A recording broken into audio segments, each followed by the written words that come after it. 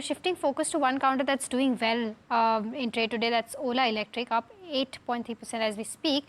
And this is on the back of the key developments that took place in the Sankalp 2025 event.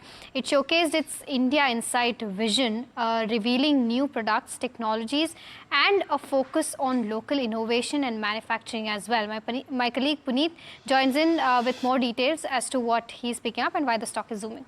Well, thank you for that. So definitely that's one of the key events. The other potential trigger that's developed in the middle of the day is what the comments that have been coming in from the China as well as the India meet as well, because China has promised to address 3 key concerns of India, and one of them is definitely rare earth crisis and the ban that China has put. So that could be the other trigger that's propelling the stock. In case of the announcements, and there were some key ones announced by Ola Electric in the Sankalp event this year. The first one's of course on integration of the in-house lithium-ion battery cells. This will come from September of 2025, and Ola claims to reduce the prices of its premium variants by 20 to 25,000 rupees per vehicle.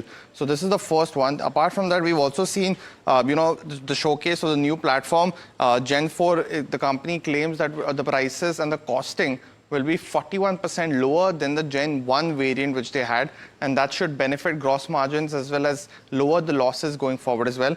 Third key metric, foray into the sports segment. They're looking at the Ola S1 Pro Sport, which will be launched subsequently in January of 2026. Fourth key measure, release of the Move OS 6 platform, the software upgrades which they do.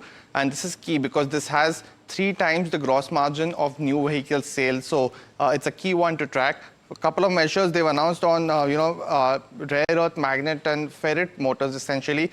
These are rare earth free and could help the company if the ban would have lasted longer. Now, of course, this new development has come in. So that'll be the other one to watch out for. And finally, the Diamond Head motorcycle. Now, this was going to address the premium space and is still 2-3 years away. But the pricing will be one of the key ones to watch out for. They mentioned that it will be priced at a premium as well. But, my colleague Tamanna Inamdar also spoke to the management on some various aspects of, the PLI scheme, because they had applied for PLI schemes in the battery space essentially. Listen to what they had to say. No, that's a fair question. We have also decided that we will not expand beyond 5 gigawatt hour right now. Okay. For the PLI, we had to grow till 20. Okay. So, but we're the only one in that scheme who has put up a factory and is producing commercial cells. Yeah. So we are engaging with the government and telling them that we might need a little bit extra time. Okay. And the government is fairly empathetic because of the complexity that goes with this kind of a manufacturing setup, the fact that it's the first in India. So let's see, but we are very hopeful that the government appreciates our point of view on this. The other one was addressing the rare earth crisis as well. And, while there have been some new developments as well, let's go across to Bhavish Karwal again to listen in on how they are looking to tackle this aspect. So I think the geostrategic landscape, Tamanna, is increasingly getting more complicated. And I think there's broad consensus that the geostrategic landscape is only going to get more and more complicated over the next few years. As countries now start looking out for themselves, globalization is going through a different phase now. So, and this is also coming at a place where in India's journey, we are looking towards a Viksit Bharat dream, like the Prime Minister has said, where we have to develop ourselves. Now, how do we choose to develop ourselves? It's a very conscious choice we have to make, that we have to invest in technologies of the future so that we can control the narratives of the future, the products of the future, supply chains of the future. Cell and this energy is one of them. Rare earths is another one, and we can see how our neighbors are really using it as leverage against us in a trade negotiation or whatever. The way forward for us is twofold, Tamanna. We have to partner with other countries. It's not as if only one country has the source. We have to partner with other countries, like-minded countries in Southeast Asia, elsewhere, western part of the world. And there are also, we have to leapfrog technologies. So now motors, electric motors today use rare earths.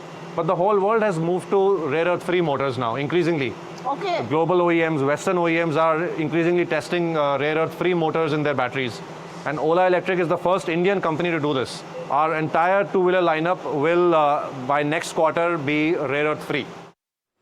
Well, there's so much chatter around Ola and also the stock buzzing. Vineet, give us your take.